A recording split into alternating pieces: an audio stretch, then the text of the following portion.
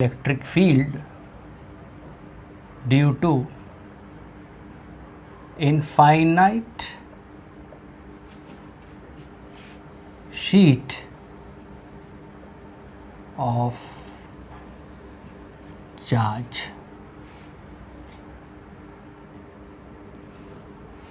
अब जैसे यहाँ पे बताएंगे कि यहाँ पे जो नई चीज़ है वो ये कि जो यहाँ पे लिखा हुआ शीट ऑफ चार्ज, तो शीट ऑफ चार्ज के लिए चार्ज डिस्ट्रीब्यूशन के लिए यहाँ पे सिंबल जो यूज़ किया जाता है वो होता है सिग्मा। इसको बोला जाता है चार्ज अपॉन एरिया।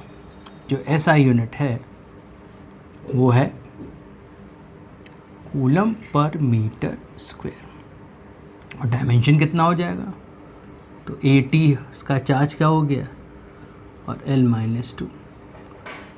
तो इसके डायमेंशन की हमने बात कर ली यहाँ पे। अब और क्या क्या चीज़ें हो सकती है। अब ये जो शीट है उसको हम लोग बोलेंगे इनफाइनाइट। और एक चीज़ तो ज़रूर है यहाँ पे कि यहाँ पर ढेर सारा चार्ज एक्यूमुलेटेड है और उस ढेर सारे चार्ज को आप अपने हिसाब से बना सकते हैं। तो आपने बना दिया ढेर सारा चार्ज। ये तो मैं डिसाइड कर रहा है कि हमें कहाँ पे बनानी है, कहाँ पे कैलकुलेट करनी है। तो जहाँ पर कैलकुलेट करनी, जैसे मान लीजिए यहाँ पर हमें कैलकुलेट करनी है, क्या करेंगे, तो सबसे पहले तो पॉइंट देख लिया जाता है कि कहाँ पर हमें बनाना होता है, कहाँ पर हमें कैलकुलेट करना होता है। फिर गॉसियन सरफेस की बारी है। तो यहाँ पे जब हम गॉसियन सरफेस बनाने जा रहे हैं, थोड़ा सा अजीब तो नहीं कहूँगा मैं, बस थोड़ा सा समझने वाली बात है, क्योंकि यहाँ पे एक 3 डायमेंशनल स्ट्रक्चर, ये तो ऐसे लग रहा है कि एक स्ट्रक्चर को, एक सिलेंडर को आर पार डाला गया है, आर पार। तो ये आपकी बाउंड्री हो गई और ये आपका, आप ऐसे और आधा इधर। ये तभी पॉसिबल होता है जब हम लोग आर पार कर देते। तो हम लोगों ने आर पार तो ऐसा नहीं किया, लेकिन हाँ फिर भी हमारी कोशिश ऐसी है कि ये गॉसियन सरफेस ऐसा। स्टूडेंट्स के प्रॉब्लम रहती है एक चीज़ समझने में, वो ये है कि हम लोग इस तरह के गॉसियन सरफेस रखते ही क्यों हैं। कंडीशंस होती हैं कि जो हमारा टॉपिक है, हर एक सरफेस का एरिया वेक्टर खासियत होती है। तो हर एक सरफेस का एरिया वेक्टर अगर बात करें तो यहाँ कैले सरफेस के एरिया वेक्टर आपका इधर की तरफ होगा। और अगर सिलेंडर की बात करें तो सिलेंडर पर एरिया वेक्टर हमेशा ऐसे बनता है। इसको हम लोग अपने लास्ट वाले लेक्चर में देख चुके हैं। फिर भी यहाँ पे डिस्कशन है कि area vector is always perpendicular. हमारे क्वेश्चन है तो एक हमारा एरिया वेक्टर, यहाँ पे जब बात करेंगे तो देखिए ऐसे, फिर ऐसे, फिर ऐसे, फिर ऐसे, तो हर जगह area vector perpendicular to the surface होगा। पहले सरफेस की बात करते हैं तो एरिया वेक्टर जो है वो भी इधर की तरफ होगा। देखते देखते फिर से हमारे पास 3 एरिया वेक्टर निकल के आ गए। और फिर इलेक्ट्रिक फील्ड के बारे में बात करेंगे।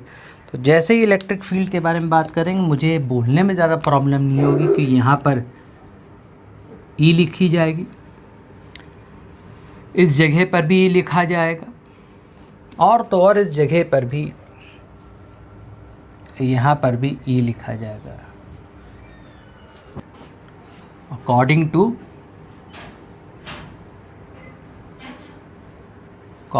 Gauss theorem.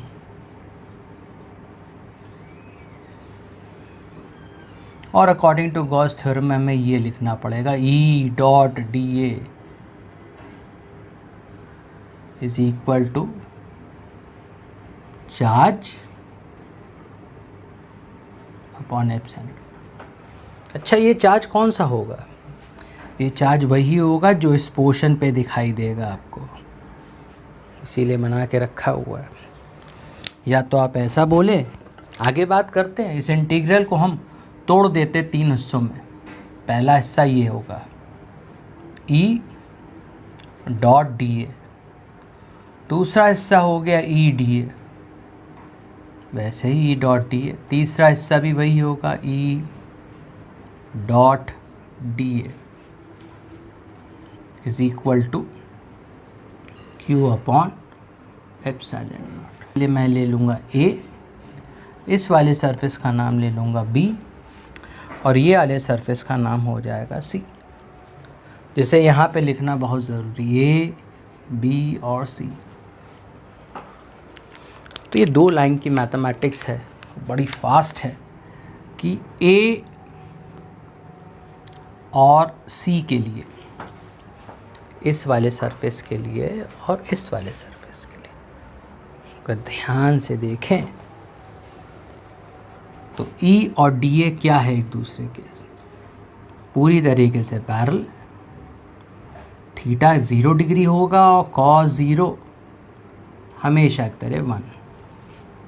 बी के लिए ई और डी ए एक दूसरे के perpendicular, theta is equal to 90 degree, cos 90 हो गया 0।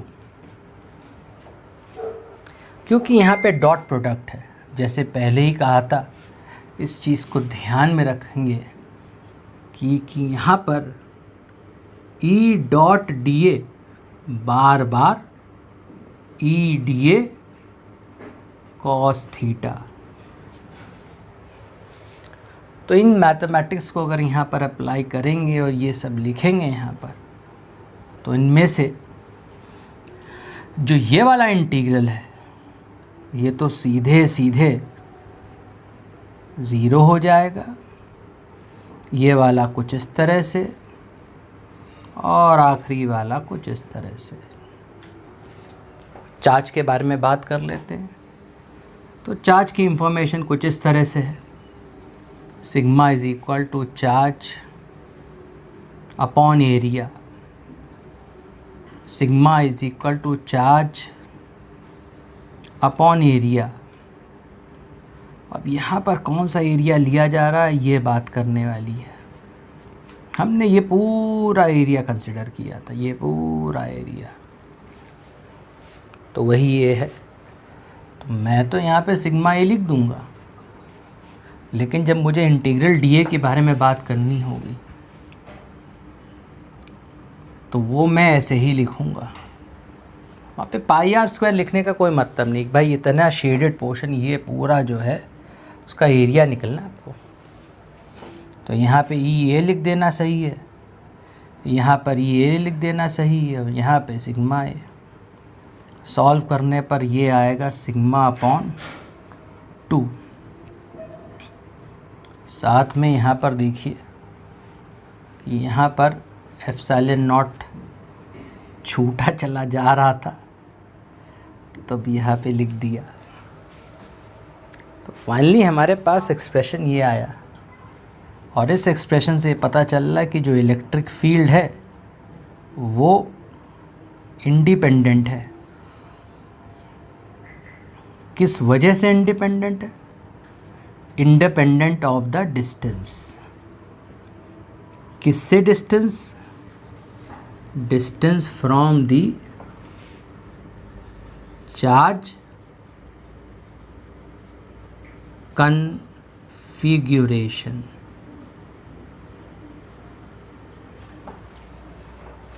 तो इस तरह से इलेक्ट्रिक फील्ड